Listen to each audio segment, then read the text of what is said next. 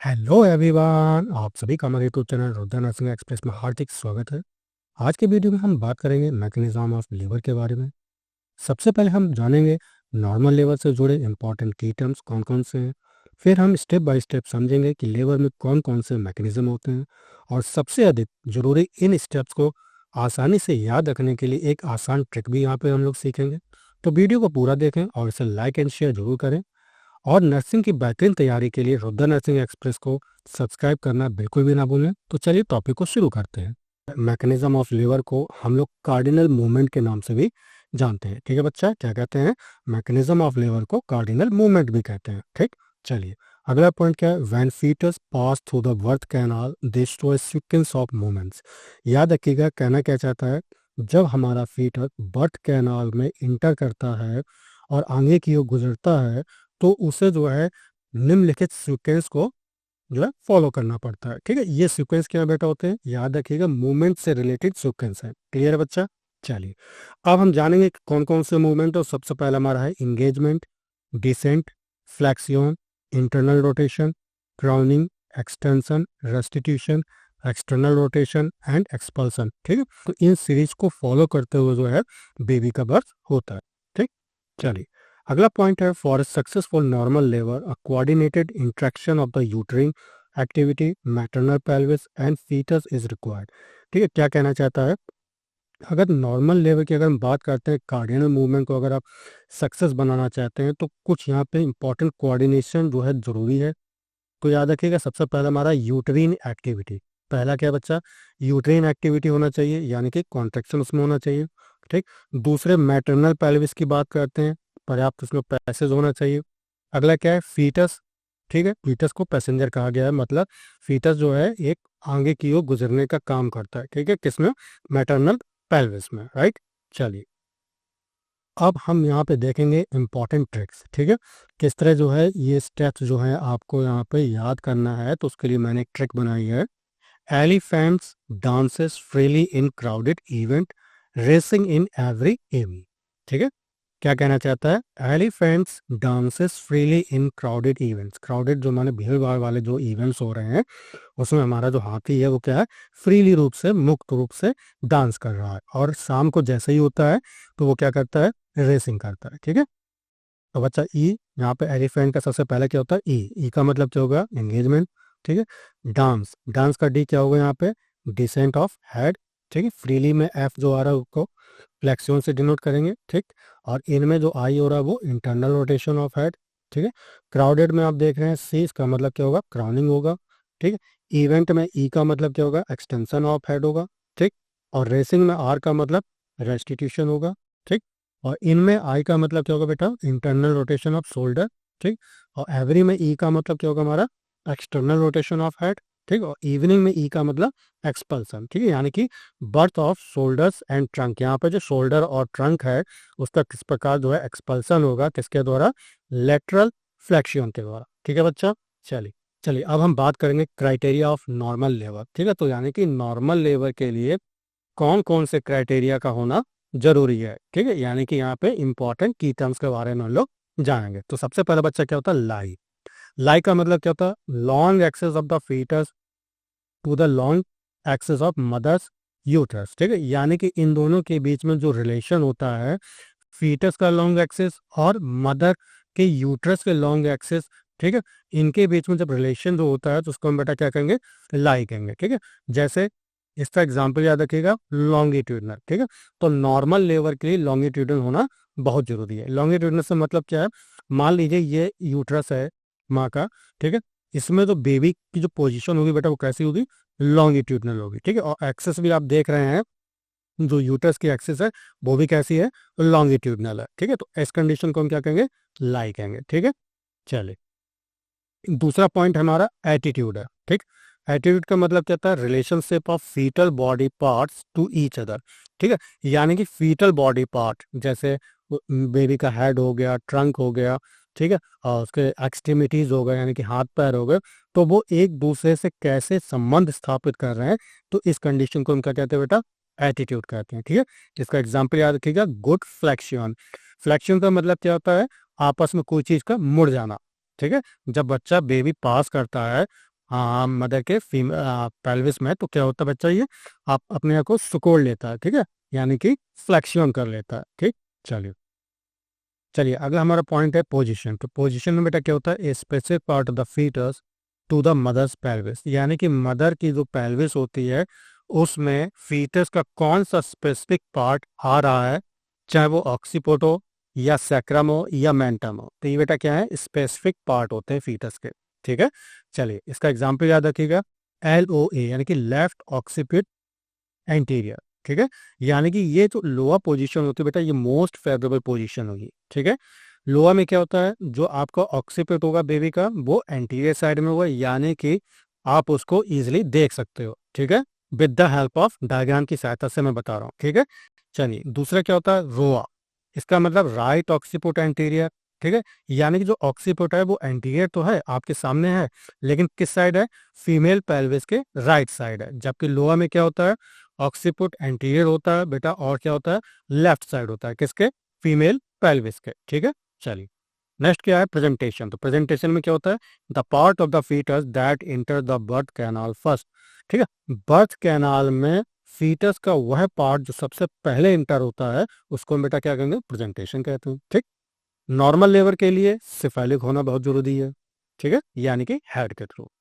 Next क्या है, presenting part. तो प्रेजेंटिंग पार्ट क्या होता है, the specific part that is first failed during vaginal examination, यानी कि वेजाइनल एग्जामिनेशन के दौरान फीटल पार्ट को अगर आपने किसी स्पेसिफिक फीटल पार्ट को आपने महसूस किया है तो वो क्या चीज होगी बेटा, प्रेजेंटिंग पार्ट होगा, जैसे वर्टेक्स, यानी कि सिर का जो ऊपरी हिस्सा होगा उसको हम क्या कहते हैं, वर्टेक्स कहते हैं, ठीक है, ये नॉर्मल लेबर की खास पहचान है। अगला है हमारा डिनोमिनेटर। तो डिनोमिनेटर क्या है, a bony landmark of the presenting part, यानी कि प्रेजेंटिंग पार्ट जो मैंने अभी आपको बताए थे उसका कोई भी बॉनी लैंडमार्क, ठीक, that is use to determine the fetal position, जो कि फीटल पोजीशन को निर्धारित करता है, उसको हम क्या कहेंगे, डिनोमिनेटर कहते हैं, जैसे ऑक्सीपुट, ठीक है, तो उसकी फीटल पोजीशन क्या होगी, वर्टेक्स प्रेजेंटेशन होगा बेटा, क्या होगा, वर्टेक्स प्रेजेंटेशन होगा। चलिए अब हम देखेंगे मैकेनिज्म ऑफ लेबर, ठीक है, कौन कौन से इसमें स्टेप्स आते हैं सिक्वेंसली, ठीक है। तो सबसे पहला क्या हमारा इंगेजमेंट है। तो इंगेजमेंट में क्या है, during first entry of baby sagittal suture is parallel to the transverse diameter of pelvic inlet is called synclitism, ठीक है बच्चा। क्या कहना चाहता है, देखिए मैंने यहाँ पे हर एक स्टेप को विद डायग्राम आपको अच्छी तरह से समझाया है, दूसरा वीडियो देखने की आपको बिल्कुल भी जरूरत नहीं पड़ेगी, ठीक।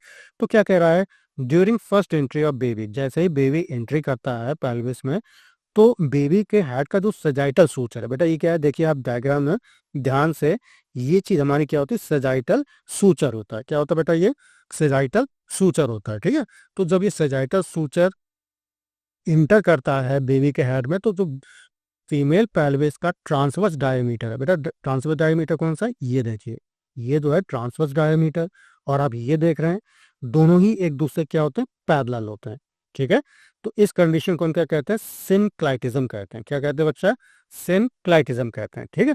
वहीं अगर हम बात करते हैं ट्रांसवर्स डायमीटर, तो ये बेटा कितना होता है, 13 सेंटीमीटर होता है, ठीक है। इसको डिफाइन कैसे करोगे, तो दो इलियोपेक्टिनियल लाइन, ये बच्चा और ये हमारा, ठीक, तो दोनों इलियोपेक्टिनियल लाइन के बीच की जो रेखा होती है उसको हम क्या कहते हैं, ट्रांसवर्स डायमीटर कहते हैं। क्लियर बच्चा, समझ आ गया। अगला हमारा पॉइंट है कॉमनेस्ट पोजीशन ऑफ बेबी, और इस दौरान जो बेबी की कॉमनेस्ट पोजीशन होती है बेटा वो क्या होता है, हमारा लोआ होता है, ठीक। अभी जब मैंने बताया भी था आपको, लेफ्ट ऑक्सीपिटल एंटीरियर, ठीक है। आप जैसे फिगर में भी देख रहे हैं, ये क्या हमारा ऑक्सीपिट है, और कैसा बेटा, लेफ्ट साइड है, ठीक, किसके साइड है, लेफ्ट साइड, ये हमारा पेल्विस का लेफ्ट साइड होता है, ये हमारा राइट साइड होता है, ठीक है बच्चा। चलिए समझ आ गया ना, ठीक। तो क्या कह रहा है, लोअर पोजीशन, तो यानी कि अब लोअर का मतलब क्या होगा, ऑक्सीपुट है, कैसा है बच्चा, एंटीरियर है, आपके सामने की ओर है, ठीक, और कैसा है, लेफ्ट है। देखिए ये पोजीशन देखिए बच्चा, यहाँ पे दोनों फिगरों को आप जो है एनालाइज करो, ठीक है, तो आपको समझ आ जाएगा कि जो बेबी का ऑक्सीपुट है वो फीमेल पेल्विस के लेफ्ट साइड जो है लाई कर रहा है। क्लियर है। अच्छा, जब ये बेबी का हेड लाई करेगा तो बेटा जो शोल्डर हैं, अब शोल्डर क्या हो गए, शोल्डर आपके यहाँ पे होंगे, ऐसे होंगे शोल्डर, ठीक है। तो ये जब बेबी के जो शोल्डर है वो कहाँ लाई करेगा, ऑब्लिक डायमीटर, अच्छा कहाँ पे करेगा, ऑब्लिक डायमीटर, ये जो है हमारा यहाँ पे बेबी के जो शोल्डर्स हैं वो लाई करेंगे। राइट बच्चा, चलिए। अच्छा, बात करते हैं ऑब्लिक डायमीटर की। तो बेटा ये कितना होता है, 12 सेंटीमीटर होता है। ठीक है, कहाँ से कहाँ तक होगा, तो जो सैक्रोइलियक ज्वाइंट है, ठीक है, यानी कि ये आप देख रहे हैं, ये जो ज्वाइंट होता है इसको हम क्या कहते हैं, सैक्रोइलियक ज्वाइंट कहते हैं। ठीक है, तो सैक्रोइलियक ज्वाइंट से इलियोप्यूबिक इमिनेंस के बीच की जो दूरी होती है इसको हम क्या कहते हैं, ऑब्लिक डायमीटर कहते हैं। ठीक है, आप जैसे फिगर में भी समझ सकते हैं। देखिए ये क्या हमारा यहाँ पे सैक्रोइलियक ज्वाइंट है, ठीक, और ये जो पॉइंट है उसको हम क्या कहेंगे, इलियोप्यूबिक इमिनेंस कहेंगे। तो इसके बीच की जो दूरी होगी वो क्या होगी, हमारी ऑब्लिक डायमीटर होगी। राइट बच्चा, चलिए। चलिए अगला हमारा पॉइंट है, suboccipitofrontal diameter of baby lie on oblique diameter of pelvic inlet. ठीक है, देखिए समझिए फिगर में, ये क्या हमारा, ये बच्चे डायमीटर क्या है बेबी के हेड का, सब ऑक्सीपिटोफ्रंटल डायमीटर कितना है हमारा, 10 सेंटीमीटर। ठीक, और जो फीमेल पेल्विक इनलेट है उसके ऑब्लिक डायमीटर पर बेटा ये क्या लाई करता है, देखिए ये ऑब्लिक डायमीटर है। ठीक, फीमेल पेल्विस का ऑब्लिक डायमीटर है ये, और ये जो है हमारा सब ऑक्सीपिटोफ्रंटल डायमीटर है। तो ये जो डायमीटर है, ठीक, ये इस पर लाई करेगा। किस पर लाई करेगा बेटा, इस पर करेगा। देखिए दोनों की पोजीशन क्या है फिगर में, सेम है ना। चाहिए अगला हमारा पॉइंट है, इन नल्ली पेरस वूमेन। ठीक है, नल्ली पेरस बेटा क्या होती है, ऐसी महिलाएं जिन्होंने अभी तक एक भी बच्चे को जन्म नहीं दिया है, पहली बार प्रेग्नेंट हुई है, तो ऐसी महिलाएं नल्ली पेरस वूमेन कहलाती हैं। ठीक है, तो in nulliparous women engagement occurs weeks prior to onset of labour. कहना क्या चाहता है, जो हमारी नल्ली पेरस वूमेन होती हैं, लेबर के स्टार्ट होने से पहले ही जो है इनमें इंगेजमेंट स्टार्ट हो जाता है। जबकि मल्टीपेरस वुमेन जो है, मल्टीपेरस क्या होता है बेटा, ऐसी महिलाएं जिन्होंने दो या दो से अधिक बच्चों को जन्म दिया है या दे चुकी हो। ठीक है, तो ऐसी महिलाएं मल्टीपेरस कहलाती हैं। अच्छा, इसमें जो इंगेजमेंट होता है बेटा, यहाँ पे याद रखिएगा लेबर में प्रारंभ होगा। ठीक है, जैसे ही लेबर प्रारंभ होगा तभी जो है यहाँ पे आपको इंगेजमेंट देखने को मिलेगा। जबकि नल्ली पेरस में क्या होता है, लेबर शुरू होने से पहले ही जो है यहाँ पे एंगेजमेंट शुरू हो जाता है। राइट बच्चा, साइड। अब हम बात करेंगे डिसेंट। तो डिसेंट को हिंदी में बेटा क्या कहते हैं, नीचे की ओर किसी चीज का उतरना। ठीक है, तो after engagement fetus lands gradually in downward direction.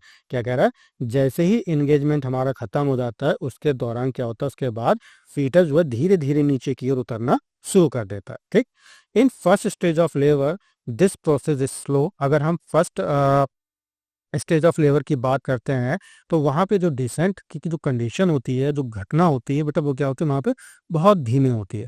जबकि सेकेंड स्टेज ऑफ लेबर में काफी तेजी से ये आपको देखने को मिलेगा डिसेंट। ठीक है, चलिए नेक्स्ट पॉइंट है, descent is measured by station, ठीक, कंटिन्यूस प्रोसेस अनटिल डिलीवरी। याद रखिएगा जो डिसेंट प्रोसेस होती है ये कंटिन्यू होने वाली एक प्रोसेस है जब तक कि बेबी की डिलीवरी नहीं हो जाती। और उसको मेजर कैसे करते हैं बेटा, स्टेशन से। ठीक है, स्टेशन क्या होता है, हमारे फीमेल पेल्विस में स्पेसिफिक पॉइंट होता है जो हम ये डिनोट करते हैं उससे कि बेबी का हेड जो है कहाँ तक पहुंचा है। ठीक है, तो इसको जो हम लोग, देखिए यहाँ पे फिगर में भी आप ध्यान से देख रहे हैं, जो ये प्यूबिक आर्क आप देख रहे हो, ठीक, अगर बेबी का हेड यहाँ पे टच कर रहा है तो उसको हम जीरो स्टेशन कहते हैं। बच्चा क्या कहते हैं, जीरो स्टेशन कहते हैं।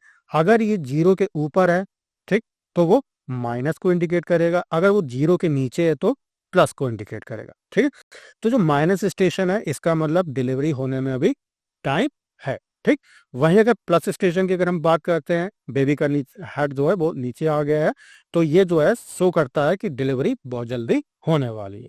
क्लियर हो गया वो बच्चा, चलिए नेक्स्ट पॉइंट है, in primary gravida women this descent typically occurs from 38 weeks gestation onward. ठीक है, यानी कहना क्या चाहता है, डिसेंट जो कंडीशन होती है, ठीक, प्राइमरी ग्रेविडा महिला में तो फर्स्ट टाइम प्रेग्नेंट हुई है उसमें 38 वीक्स गेस्टेशन के 38 वीक्स बाद जो है शुरू होता है। वहीं अगर हम मल्टी ग्रेविडा की बात करते हैं, ऐसी महिलाएं दो या दो से अधिक बच्चों को जिन्होंने जन्म दिया है, ठीक है, यानी कि वो पहले जो है गर्भवती हो चुकी हैं और बच्चे को जन्म दे चुकी हैं। ठीक है, यानी कि उनका दूसरा या तीसरी बार जो है वो प्रेग्नेंट हुई है, तो ऐसी महिला क्या कहलाती, मल्टी ग्रेविडा। ठीक, फॉर मल्टी ग्रेविडा डिसेंट में not occur until labour is sterilised. ठीक है, वहीं अगर हम बात करते हैं मल्टी ग्रेविडा की, तो याद रखिएगा मल्टी ग्रेविडा में डिसेंट तब तक नहीं होगा जब तक कि लेबर आपको शुरू नहीं होता। ठीक है, बहुत इंपॉर्टेंट पॉइंट है, याद रखिएगा नेक्स्ट पॉइंट है, two factors are responsible for descent. याद रखिएगा डिसेंट के लिए दो फैक्टर्स जो हैं यहाँ पे जिम्मेदार होते हैं। एक यूट्रिन कॉन्ट्रैक्शन एंड रिटेक्शन, ठीक है। रिटेक्शन का मतलब क्या होता है, permanent shortening of uterine muscle, ठीक है। जैसे कि आप इस फिगर में भी देख रहे हैं, देखिए यहाँ पे जो यूट्रस की जो मसल्स है वो क्या है, परमानेंट शॉर्ट होके जा रही है, ठीक है। चलिए, दूसरा क्या है, वॉलंटरी एफर्ट्स बाय मदर, जो माँ के द्वारा एफर्ट लगाया जाता है, ठीक है, जब बच्चा जन्म लेता है, ठीक, तो उसको हम बेटा क्या कहते हैं, बियरिंग डाउन एफर्ट कहते हैं। क्या कहते हैं बच्चा, बियरिंग डाउन एफर्ट्स कहते हैं, क्लियर है। चल, अब हम बात करेंगे फ्लेक्सियन की। किसकी बात करेंगे बच्चा, फ्लेक्सियन की, ठीक है। The flexed position, flex position कब होती है, याद रखिएगा, chin tuck to chest due to pelvic floor and soft tissue. याद रखिएगा, पेल्विस फ्लोर या उसके टिश्यू के कारण जब बेबी का चिन्ह यानी कि बेबी की ठुड्डी चेस्ट की ओर झुक जाए या उससे स्पर्श करे तो उस कंडीशन को क्या कहते हैं, फ्लेक्स्ड पोजीशन कहते हैं, ठीक है।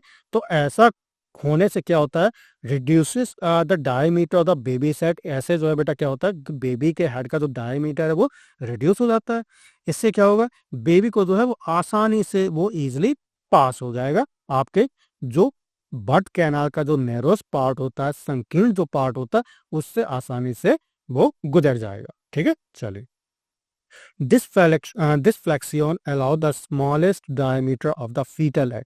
ये जो फ्लेक्शन में क्या होता है बेटा, जो स्मॉलेस्ट डायमीटर होता है जिसको हम सब ऑक्सीपिटो ब्रिग्मेटिक डायमीटर कहते हैं, वो बेटा कितना होता है हमारा, 9.5 सेंटीमीटर होता है, जैसे कि अभी फिगर में भी देख रहे हैं, ठीक है। तो ये जो है, देखिए कहाँ पे हो गया, ये देखिए ये क्या है हमारा, सब ऑक्सीपिटो ब्रिग्मेटिक डायमीटर है, ठीक। तो ये 9.5 सेंटीमीटर हो गया यहाँ पे, यानी कि ये जो डायमीटर था वो रिड्यूस हो गया। क्यों रिड्यूस हो गया, ड्यू टू फ्लेक्स्ड पोजीशन। ऐसा होने से क्या होता है, निगोशिएट द मैटरनल पेल्विस, यानी कि मैटरनल पेल्विस में बच्चे को आगे की ओर गुजरने में उसको आसानी होती है। क्यों आसानी होती है, क्योंकि जो डायमीटर था वो रिड्यूस हो गया, ठीक। और इसको हम क्या कहेंगे बेटा, तो याद रखिएगा, सब ऑक्सीपिटो ब्रिग्मेटिक डायमीटर कहते हैं। वो कितना होता है, 9.5 सेंटीमीटर। क्लियर है बच्चा, सर। चलिए, अगला पॉइंट हमारा इंटरनल रोटेशन ऑफ हेड, ठीक है। याद रखिएगा, head rotates 45 degree from left to right. 45 degree कह लो, चाहे 1/8 ऑफ अ सर्कल कह लो, ठीक है। याद रखिएगा, हम जानते भी हैं कि पूरा सर्कल कितना होता है बेटा, 360 डिग्री होगा। अगर 1/8 का हम 360 में मल्टीप्लाई कर तो हमारा कितना एंगल निकल के आएगा बेटा, 45 डिग्री आएगा, ठीक है। अब यहाँ पे जो हेड है वो रोटेट करेगा कहाँ से बेटा, लेफ्ट टू राइट। देखिए, अभी जो है बेबी की पोजीशन ये है, ये लेफ्ट ऑक्सीपिटल एंटीरियर है, ठीक। ये पोजीशन है, मैंने क्या बोला, फीमेल पेल्विस। देखिए यहाँ पे ये हमारी फीमेल पेल्विस है। अब बच्चा जो है उसका हेड कहाँ पे, यहाँ एडजस्ट कर रहा है, ठीक। अब लेफ्ट टू राइट करेगा, यानी कि यहाँ से इधर जो है हमारा मूवमेंट करेगा हेड, ठीक है। तो इससे क्या होगा, जो बेबी का ऑक्सीपुट है, जैसे कि आप ये फिगर में देख रहे हैं, बेबी का ऑक्सीपुट प्यूबिक सिम्फाइसिस के ठीक पीछे आ जाता है। कैसे आ जाता है बच्चा, ठीक पीछे आ जाता, राइट। चल, फेस है वो कहाँ डायरेक्ट, तो याद रखिएगा वर्टिबल कॉलम, यानी कि माँ का जो वर्टिबल कॉलम है उस तरफ जो है उसका चेहरा होगा बच्चे का, ठीक है।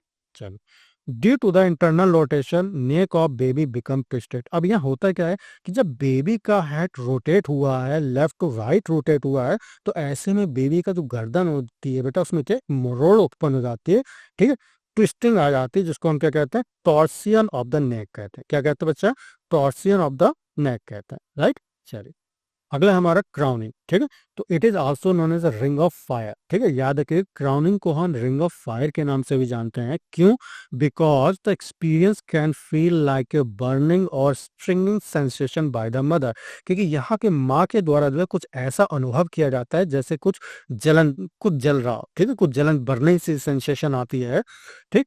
तो इसीलिए इसको हम क्या कहते हैं, क्राउनिंग को रिंग ऑफ फायर भी कहते हैं, ठीक। चलो, after internal rotation of the fetal है, जब बेबी का इंटरनल रोटेशन हो गया है, ठीक, तो याद रखिएगा बाइपेराइटल जो डायमीटर होता है, ठीक, याद रखिएगा जो बाइपेराइटल डायमीटर होता है ये हमारा ट्रांसवर्स डायमीटर है बेबी के हेड, ठीक।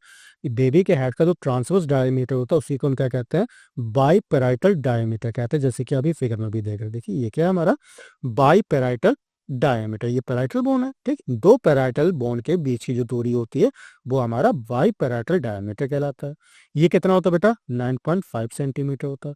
इसका काम क्या होता है? Stretches the vulval outlet. देखिए अभी हम मैं फिगर बना रहा हूँ, ये क्या हमारा बाई पैराइटल डायमीटर। तो ये जो बाई पैराइटल डायमीटर होता है ये बल्वल आउटलेट, ये क्या हमारा बल्वल आउटलेट को क्या कहता है बेटा?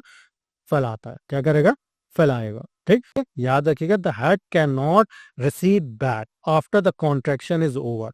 जब कॉन्ट्रेक्शन समाप्त हो जाते हैं या कॉन्ट्रेक्शन समाप्त होने के बाद में याद रखिएगा दोबारा जो है बेबी का हेड वापस अंदर नहीं जाएगा। इसी कंडीशन को हम क्या कहते हैं? क्राउनिंग कहते हैं, ठीक है बच्चा। चलिए अब हम बात करेंगे एक्सटेंशन ऑफ हेड, ठीक है। Delivery of the head takes place by extension through couple of force theory. अब एक्सटेंशन का मतलब क्या? बेबी के हेड को हमें बाहर निकालना है। अभी तो क्राउनिंग नजर आ रही थी, केवल आपको थोड़ा सा सर नजर आ रहा था जहां पे बाई पैराइटल डायमीटर जो था, ठीक है, उतना ही नजर आ रहा था। अब हमें क्या करना है? बेबी के हेड को पूरा बाहर निकालना है। चलिए अब समझते हैं यहाँ पे दो कपल ऑफ फोर्स कौन कौन से हैं। तो सबसे पहला क्या है? Force of uterine contraction pushes the head in A downward direction. देखिए यूट्रिन कॉन्ट्रैक्शन के द्वारा जो फोर्स लगता है हम जानते हैं कि वो उसका काम क्या होता है बेटा? बेबी के हेड को नीचे की ओर धकेलना, ठीक। वहीं पेल्विक फ्लोर बेटा क्या ऑफर कर रहा है? ये अबाउट पेल्विक फ्लोर का मतलब ये जो आप देख रहे हो ये पेल्विक की फ्लोर है, ठीक है। तो ये जो फ्लोर है दो प्रकार का यहाँ पे फोर्स उत्पन्न करता है, एक तो ऊपर की ओर और दूसरा आगे की ओर। ध्यान सुनना, मैंने क्या बोला? जो पेल्विक फ्लोर होता है ये दो प्रकार के फोर्स उत्पन्न कर रही है, एक अपवर्ड डायरेक्शन में लगने वाला, दूसरा आगे की ओर लगने वाला, ठीक। तो होता क्या है कि upward and downward force cancel two each other. अब नीचे की ओर लगने वाला फोर्स और ऊपर की ओर लगने वाला फोर्स एक दूसरे को बैलेंस कर लेते हैं, यानी कि कैंसल आउट हो जाते हैं। तो बचा बेटा कौन सा? फॉरवर्ड डायरेक्शन में, ठीक है। तो फॉरवर्ड जो फोर्स होता है यही फोर्स जो है बेटा बेबी के हेड को बाहर निकलने में मदद करता है। क्लियर है बच्चा? चलिए अगला क्या है? चेन फॉर अवे फ्रॉम नेक। यहाँ पे क्या होता है? जो बेबी की जो ठुड्डी होती है वो नेक से क्या होगी? बिल्कुल दूर होगी, जैसे कि आप ये फिगर में भी समझ सकते हैं। देखिए यहाँ पे बेबी की जो चेन है वो चेस्ट से दूर हो गया, ठीक है। चलिए नेक्स्ट पॉइंट है with progressive distension of the perineum, ठीक है। जैसे जैसे पेरिनियम का फैलाव हो रहा है क्योंकि बेबी का हेड बाहर निकल रहा है तो ऐसे में बेटा क्या पेरिनियम पर फोर्स पड़ता है, ठीक है, यानी कि पेरिनियम फैलती है। तो उसके बाद में क्या होता है? बेबी का ऑक्सीपिट, फॉरहेड, माउथ और चिन ये जो है एक एक करके धीरे धीरे करके सिक्वेंसली निकलेगा। सबसे पहले क्या बेटा निकलेगा? बेबी का ऑक्सीपुट, फिर इसके बाद बेबी का माथा, फिर इसके बाद उसका माउथ, फिर चिन निकलता। इस प्रकार जो है डिलीवरी होती है, राइट। चलिए चलिए बात करते हैं अब हम। अगला हमारा जो स्टेप है रेस्टिट्यूशन है। तो रेस्टिट्यूशन में क्या होता है? द विजुअल एक्सटर्नल मूवमेंट, ठीक है, जो कि पैसिव होगा, of the fetal head that correct the torsion of neck sustained during the internal rotation. The direction of movement is opposite to that of the internal rotation, ठीक है। Important point है, आपको easily समझ जाए। देखिए क्या होता है, सबसे पहले हम बात करेंगे ये कौन सा होता है बेटा? एक्सटर्नल रोटेशन है, जो कि आप आसानी से आप देख सकते हो, इजिली आप विजिबल देख सकते हो। दूसरा क्या है? पैसिव मूवमेंट है। पैसिव का मतलब क्या है? यहाँ पे दूसरे व्यक्ति की जरूरत पड़ेगी उसको मूवमेंट कराने में, यानी कि बेबी के हेड को मूव कराने के लिए किसी व्यक्ति की जरूरत पड़ेगी, तो उसको हम क्या कहेंगे बेटा? पैसिव मूवमेंट कहते हैं। जबकि इसका अपोजिट क्या होता है? एक एक्टिव मूवमेंट होता है जिसमें किसी भी प्रकार के आदमी की जरूरत नहीं पड़ती है, तो व्यक्ति खुद जो है एफर्ट लगाता है, ठीक है। तो उस प्रकार के मूवमेंट को क्या कहेंगे हम लोग? एक्टिव मूवमेंट कहते हैं, राइट। चलिए तो इतनी चीज हमें समझ आ गई। अब जो यहाँ पे फीटल हेड है, यानी कि देखिए बेटा फीटल हेड अभी क्या है? यहाँ पे आया था, ठीक है, यानी कि लेफ्ट टू राइट। अब क्या करेगा? राइट टू लेफ्ट, यानी कि इंटरनल रोटेशन के विपरीत जो है क्या करेगा? मूवमेंट करेगा। और ऐसा क्यों करता है? क्योंकि आपने देखा था लास्ट स्टेप में कि बेबी के गर्दन में क्या एक मरोड़ उत्पन्न हो गई थी, तो उस मरोड़ को खत्म करने के लिए वापस जो है ये राइट टू लेफ्ट मूवमेंट करता है, ठीक है। तो इससे क्या होगा? बेबी के गर्दन में जो जकड़न थी वो खत्म हो जाती, राइट। चलिए अगला पॉइंट है this allow the head to come back in line with the shoulder, ठीक है। और ऐसा क्या होता है बेटा कि जब बेबी का हेड इस तरफ आ जाता है, हमारा राइट टू लेफ्ट आता है, तो याद रखिएगा बेबी का हेड ठीक है। बेबी का हेड और शोल्डर्स ये पूरी एक लाइन में आपको देखने को मिलेंगे, ठीक है। This allow the head to come back in line with the shoulders, ठीक है। तो ऐसा क्या होता है बेटा कि बेबी का जो हेड होता है और शोल्डर ये एक ही लाइन में एग्जिस्ट करेंगे या लाई करते हैं, ठीक है। The occiput points to the maternal thigh, और ऐसी कंडीशन में जो ऑक्सीपुट होता है, याद रखिएगा इसकी डायरेक्शन कहाँ होगी, मदर की थाई की ओर, ठीक है, मदर की थाई की ओर होगा, ठीक। चलिए नेक्स्ट स्टेप हमारा internal rotation of the shoulder, ठीक है। यानी कि अब यहाँ पे क्या करेंगे, सर तो हमारा बाहर निकला है, जो शोल्डर है वो क्या करेगा, इंटरनली रोटेशन करेगा, ठीक है। द एंटीरियर शोल्डर, एंटीरियर का मतलब बेटा क्या होता है, अग्र शोल्डर, ठीक है। जो आगे की ओर शोल्डर है वो मूव करता है कितना, 1/8 ऑफ द सर्कल या 45 डिग्री। कैसे मूवमेंट करेगा, राइट टू लेफ्ट, जैसे रेस्टिट्यूशन में मूवमेंट किया था वैसे ही जो है राइट टू लेफ्ट, यानी कि राइट टू लेफ्ट इस तरह जो है मूवमेंट करेगा।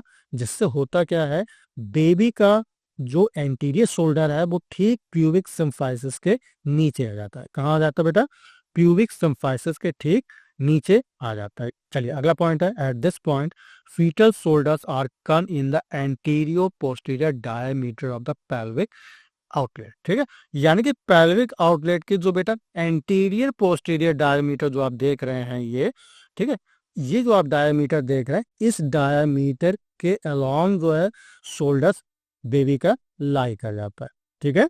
चलिए अब बात करते हैं अगले स्टेप की, external rotation of the head, ठीक है। तो यहाँ पे याद रखिएगा जो रोटेशन होगा वो क्यों हो रहा है, क्योंकि यहाँ पे मैंने आपको लास्ट स्टेप में बताया था शोल्डर जो है हमारा इंटरनली रोटेट कर रहा है। तो याद रखिए बच्चा, जब इंटरनली शोल्डर रोटेट कर रहा है तो बेबी का हेड भी तो ऑटोमेटिक रोटेट होगा ना, ठीक है। तो इसी को हम क्या कहते हैं, external rotation of the head कहते हैं, ठीक है। तो movement of rotation of the head visible externally due to internal rotation of the shoulders, ठीक है। जैसे कि मैंने अभी आप बताया था, इंटरनल रोटेशन हो रहा है शोल्डर का, इसीलिए जो है बेबी का हेड भी रोटेट होगा, जैसे आप इजिली बाहर देख सकते हैं, ठीक। अच्छा शोल्डर अभी मैंने बता दिया है, एंटीरियर पोस्टीरियर डायमीटर होगा फीमेल के, जो पेल्विस होती है उस पर लाई करेगा, ठीक। ऑक्सीपुट जो होगा बेटा वो कहाँ होगा, मैटरनल थाई की ओर उसकी डायरेक्शन हो गई, ठीक है। चलिए चलिए नेक्स्ट पॉइंट है एक्सपल्सन बाय लेटरल फ्लेक्शन, ठीक है। याद रखिए कहना क्या चाहता है यहाँ पे, ये हमारा लास्ट स्टेप होगा, इसमें बेबी का शोल्डर और ट्रंक जो है बाहर निकलेगा, किसके द्वारा बेटा, लेटरल फ्लेक्शन के द्वारा। और ये लेटरल फ्लेक्शन कहाँ पे होता है, इन फीमेल स्पाइन, ठीक है। स्पाइन में जो है लेटरल फ्लेक्शन होता है, जिसके फलस्वरूप क्या होता है, बेबी का ट्रंक और शोल्डर जो है बाहर निकल आते हैं, राइट। अच्छा चलिए आशा करता हूँ टॉपिक आपको अच्छे से समझ में आ जाएगा। टॉपिक कैसा लगा कमेंट करके जरूर बताएं, यदि वीडियो पसंद है तो लाइक करें और दोस्तों को साथ में जरूर से शेयर किया करें। तो तब तक के लिए अपना ख्याल रखें।